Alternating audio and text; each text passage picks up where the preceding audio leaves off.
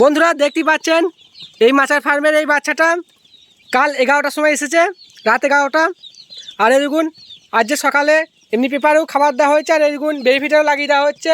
মাছায় যারা চাষ করছেন তারা বেবিফিটা প্রথম দিনই লাগিয়ে দেবেন, ঠিক আছে? তাহলে দেখবেন খুবই ভালো হবে। আর এমনিতেও পেপারে খাবে, আর পেপারে খাবে। আর দেখবেন জ্বরও যেন না হয়, মাটিতেও যেমন জ্বর হয় এইরকম নাড়িয়ে দেবেন, তাহলেই চলে যাবে, জ্বর হবে না।